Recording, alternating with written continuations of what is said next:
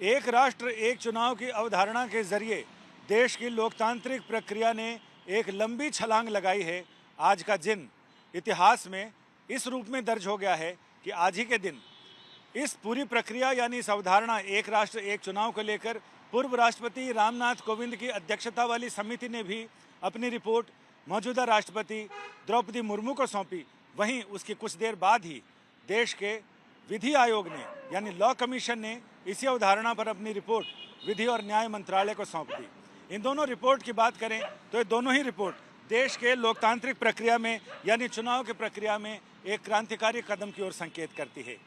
मौजूदा सरकार ने तय किया कि देश को आर्थिक रूप से समृद्ध करने के लिए और साथ ही विकास की पटरी पर अबाध गति से रफ्तार से दौड़ने के लिए ये आवश्यक होगा कि एक राष्ट्र एक चुनाव हो, यानी लोकसभा, विधानसभा और पंचायतों तक के चुनाव एक साथ कराए जाएं, ताकि इससे देश की बुनियादी अर्थव्यवस्था और इसके साथ ही बुनियादी विकास, बुनियादी ढांचे की समृद्धि इसकी ओर तेज़ी से बढ़ा जा सके। जैसा कि सरकार ने कहा कि वो अगले कुछ सालों में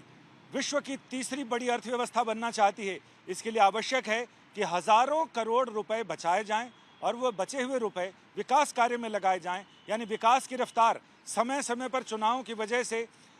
थमे ना, क्योंकि चुनाव का ऐलान होते ही आदर्श आचार चुनाव संहिता लागू हो जाती है और उसके बाद विकास की रफ्तार कहीं थमती हुई, रुकती हुई, ठिठकती हुई, अटकती हुई, भटकती हुई सी दिखाई पड़ती है।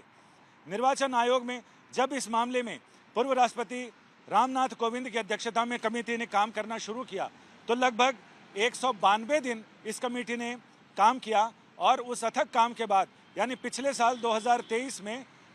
अक्टूबर में ये कमेटी बनाई गई थी और इसके बाद इस कमेटी में गृह मंत्री अमित शाह, राज्यसभा में नेता प्रतिपक्ष रहे गुलाम नबी आज़ाद, 15वें वित्त आयोग के अध्यक्ष रहे NK सिंह, संविधान विशेषज्ञ और पूर्व लोकसभा के महासचिव सुभाष चंद्र कश्यप, सीनियर विधि और न्याय शास्त्र विशेषज्ञ सीनियर एडवोकेट हरीश साल्वे और पूर्व सतर्कता आयुक्त संजय कोठारी भी शामिल थे। और इसमें विशेष आमंत्रित के तौर पर इस समिति में विधि और न्याय मंत्री अर्जुन राम मेघवाल भी इसमें शामिल होते रहे और साथ ही इसमें इस कमेटी ने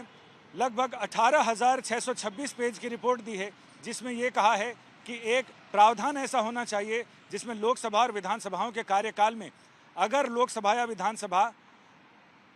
चुनाव के बाद अगर उसमें त्रिशंकु सदन होता है तो ऐसे में क्या इंतजाम किया जाना चाहिए। साथ ही अगर सरकार बीच में गिर जाए या अंतरिम सरकार का विकल्प देने की बात कही है, अंतरिम सरकार का विकल्प भी अगर कामयाब ना हो तो क्या किया जाए। अगर चुनाव कराने की स्थिति बनती है तो ऐसे में इन तीनों ही समस्याओं के लिए हल ये है कि चुनाव अगर कराए भी जाएं या अंतरिम सरकार काम भी करे तो वो सिर्फ उतने ही काम के लिए करे जितना कि विधानसभा का या लोकसभा का कार्यकाल अगले 5 साल के लिए तय किया गया है। यानी ये चुनाव या अंतरिम सरकार अगले 5 साल के लिए नहीं बल्कि अंतरिम काल के लिए होगी। इसके साथ ही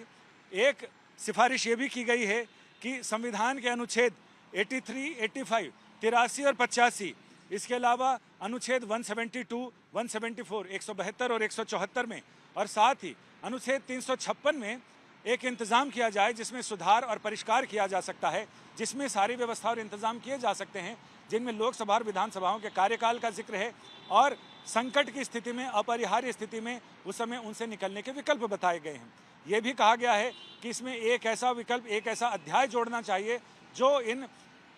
विधानसभाओं और लोकसभा के कार्यकाल को नियंत्रित करने के लिए, उसको बताने के लिए, उसमें अगर संकट आता है तो उसमें क्या क्या इंतजाम किए जाएं, उसके संवैधानिक और कानूनी विकल्प सुझाने के लिए है। इसके साथ ही ये भी कहा गया है कि इन चुनावों से एक फ़ायदा ये होगा कि लोकसभा से लेकर लोकसभा, विधानसभा,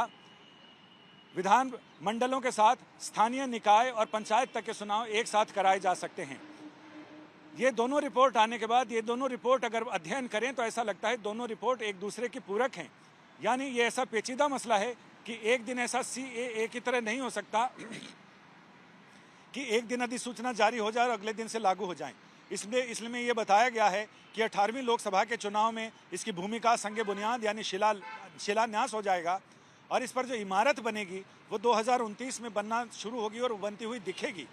क्योंकि ये कहा गया कि इन 5 सालों के वक्फे में सभी विधानसभाओं और लोकसभा के चुनाव को एक तरह समायोजित किया जाए और इस तरह से समायोजन हो विधि आयोग ने अपनी रिपोर्ट में भी ये कहा है कि ऐसा किया जा सकता है कि 3 चरणों में विधानसभाओं को समायोजित किया जाए ताकि उनके कार्यकाल को एक साथ 2029 में चुनाव हो तो लोकसभा के साथ 19वीं लोकसभा के साथ अन्य विधानसभाओं के, स्थानीय निकायों के और पंचायत तक के चुनाव को समायोजित किया जा सकता है। कुल मिलाकर ये रिपोर्ट आने वाले समय में एक मील का पत्थर तो साबित होगी, लेकिन वहीं विपक्ष का कहना है, उनकी आपत्तियां भी अपनी जगह हैं। उन्होंने ये कहा है कि एक राष्ट्र एक चुनाव के समय जो स्थानीय मुद्दे हैं, क्षेत्रीय मुद्दे हैं, वो कहीं ना कहीं अंधेरे में चले जाएंगे और राष्ट्रीय मुद्दे हावी होंगे, क्योंकि जिस दल की सरकार होगी या राष्ट्रीय मुद्दों का चुनाव भी अलग अलग स्तर पर अलग अलग मुद्दों पर लड़े जाते हैं। लोकसभा चुनाव में पूरे देश का मुद्दा होता है, बेरोजगारी, भ्रष्टाचार, सीमा की सुरक्षा, देश की आंतरिक और बाह्य सुरक्षा, इन सारी चीज़ों पर। लेकिन स्थानीय चुनाव स्थानीय मुद्दों पर लड़े जाते हैं। लेकिन कहते हैं कि जब बरगद बड़ा होता है तो उसके नीचे घास भी पैदा नहीं होती। वैसी ही स्थिति यहाँ भी होगी कि बड़े आदमी के शैडो में उसके छोटे परिवार के दूसरे लोग दिखाई नहीं पड़ते। इसलिए जब बड़े लोगों से छोटों के उनके परिवार के वंशजों की तुलना की जाती है तो यहाँ यही दिखाई पड़ता है, सूरज की रोशनी में दीपक दिखाई नहीं पड़ता। तो विपक्षी पार्टियों का भी यही कहना है कि ये लोकतंत्र के हित में नहीं है। लेकिन अब देश की जनता को ये फैसला करना पड़ेगा कि लोकतंत्र के हित में ये मुद्दों वाला चुनाव है या फिर देश का विकास और देश के विकास की रफ्तार और रफ्तार की गाड़ी। कैमरामैन अजय कुमार के साथ संजय शर्मा, दिल्ली आज तक।